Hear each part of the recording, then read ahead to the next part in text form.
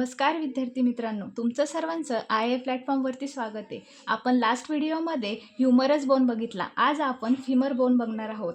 यामध्ये सुरुवातीला आपण आयुर्वेद पोर्शन बघू. यामध्ये नाव उर्व अस्ती, स्थान जंघा प्रदेशी आणि प्रकार नलका अस्ती. आता आपण मॉडर्न पोर्शनकडे वळूया.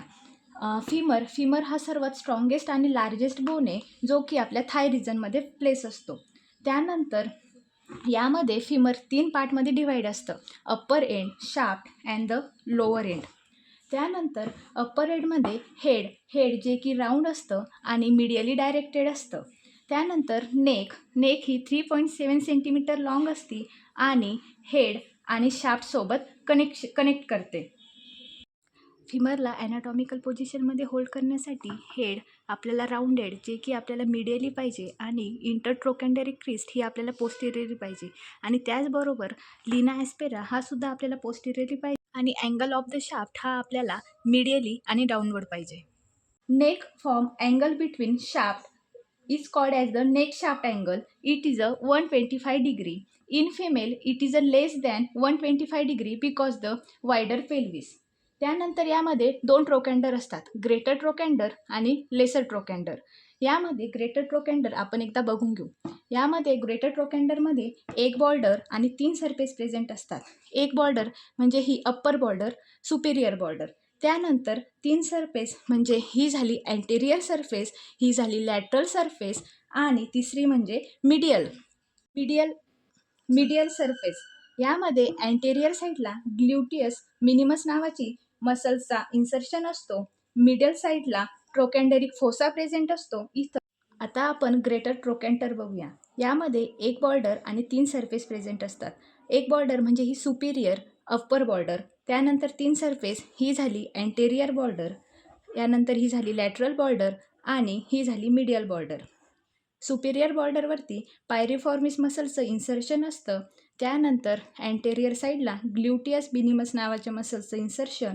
त्यानंतर लॅटरल साईडला ग्ल्युटियस मिडियस आणि मीडियल साईडला आपल्याला ट्रोकॅन्डरिक फोसा दिसतोय. यामध्ये ऑब्ट्युरेटर एक्स्ट्रीमिस नावाच्या मसल्सचं इन्सर्शन असतं. आता आपण लेसर ट्रोकॅन्डर बघूया. लेसर ट्रोकॅन्डरवरती फक्त 2च मसल्सचं अटॅचमेंट असतं. त्यामध्ये पहिली आहे सॉस मेजर आणि दुसरी आहे इलायकस. आता आपण इंटरट्रोकॅन्डरिक क्रिस्ट बघूया. इंटरट्रोकॅन्डरिक क्रिस्टमध्ये आपल्याला राऊंडेड एलिव्हेशन दिसतंय, त्याला आपण कॉर्डेट ट्युबरकल असे म्हणतो. या ठिकाणी कॉर्डेट फिमोरिस मसल्सचा इन्सर्शन असतो. आता आपण इंटरट्रोकॅन्डरिक लाईन बघू, जी की इंटेरियर साईडला ही जी आहे तिला आपण इंटरट्रोकॅन्डरिक लाईन म्हणतो. या ठिकाणी हिप जॉईंट कॅप्सूल आणि इलिओफ्युमरल लिगामेंटचा अटॅचमेंट असतं आणि त्याचप्रकारे इथे दोन महत्त्वाच्या मसल्स त्या म्हणजे व्हास्टस लॅटरॅलिस आणि व्हास्टस मिडियालिस नावाच्या मसल्सचा ओरिजिन असतो.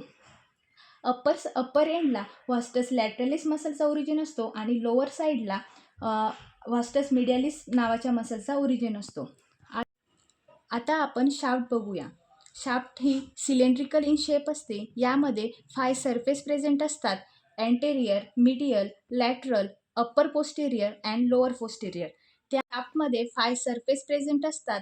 ही झाली अँटेरियर सरफेस, मिडल साईडची ही झाली मीडियल सरफेस, लॅटरल साईडची लॅटरल सरफेस आणि पोस्टेरियर साईडला पोस्टेरियर सरफेस, तिला लिना ॲस्पेरा असे सुद्धा म्हणतात.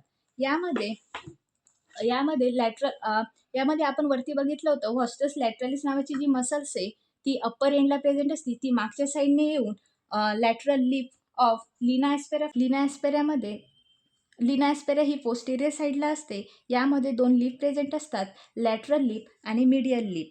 लॅटरल लिप आणि मीडियल लिप दोघं जॉईंट होता आणि लिना ॲस्पेरा फॉर्म करतात. त्यानंतर परत स्प्लिट होऊन lateral side of form lateral supracondylar and middle side form medial supracondylar line.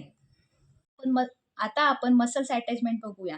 Lateral लिपला व्हास्टस लॅटरॅलिस, मिडल साईडला व्हास्टस मिडियालिस नावाची मसल्स अटॅच असते आणि त्यानंतर लॅटरल साईडला व्हास्टस इंटरमिडियस नावाची मसल्स अटॅच असते, जी की लिना ॲस्पेराच्या साईडने पास होती परंतु लिना ॲस्पेराला टच करत नाहीत.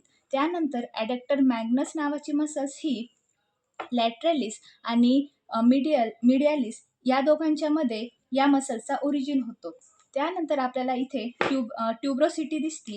या ट्युब्रोसिटीच्या इथं ग्ल्युटियस मॅक्झिमस नावाच्या मसल्स ही अटॅच असते आणि आपल्याला ही इथे ट्युब्रोसिटी दिसते, हिला ग्ल्युटियल ट्युब्रोसिटी म्हणतात आणि इथे ग्ल्युटियस मॅक्झिमस मसल्स ही अटॅच असते आणि त्यानंतर वॉस्टस मिडियालिस आणि ॲडेक्टर मॅग्नस इथे ॲडेक्टर लॉंगस आणि ॲडेक्टर ब्रेविस मसल्स ही अटॅच असते. आता आपण शाफ्ट बघितली. आता आपण लोअर एंड बघूया. लोअर एंडमध्ये lower end of the femur is wide and expanded. यामध्ये आता आपण लोअर एंड बघूया. लोअर एंड ऑफ फिमर हा वाईड असतो आणि एक्सपांडेड असतो. यामध्ये 2 कोंडाईल प्रेझेंट असतात. Middle condyle, lateral condyle. Middle condyle म्हणजे मिडल साईडला प्रेझेंट आहे म्हणून मिडल कोंडाईल आणि लॅटरल साईडला म्हणून लॅटरल कोंडाईल. या दोघांमध्ये इंटर कोंडायलर फोसा प्रेझेंट असतो, जो की या 2 कोंडाईलला सेपरेट करतो. त्यानंतर ॲडेक्टर ट्यूबरकल मिडल कोंडाईलच्या वरती आपल्याला ॲडेक्टर ट्यूबरकल प्रेझेंट असतात आणि इथं ॲडेक्टर मॅग्नस नावाची मसलचा इन्सर्शन असतो. लॅटरल कोंडाईल आहे जे की फ्लॅट आहे आणि जे की स्ट्रॉंगर आहे. आता आपण क्लिनिकल ॲस्पेक्ट बघूया. यामध्ये मोस्ट कॉमन फ्रॅक्चर हे नेक ऑफ फिमरमध्ये होतं. ट्रोकॅन्डेरिक फ्रॅक्चर आणि शाफ्ट फ्रॅक्चर असतात. यामध्ये most common cause fracture is trauma and osteoporosis. म्हणजे ऑस्टिओपोरोसिसमुळे वीक बोन होतात आणि त्यामध्ये मोस्ट कॉमन फ्रॅक्चर आपल्याला दिसून येतं. Angle between neck and shaft femur may be less, called as the coxa vara, and angle is more, then called as a coxa valga. Hip joint is a common site of congenital dislocation occurring as a result of imperfectly formed bone.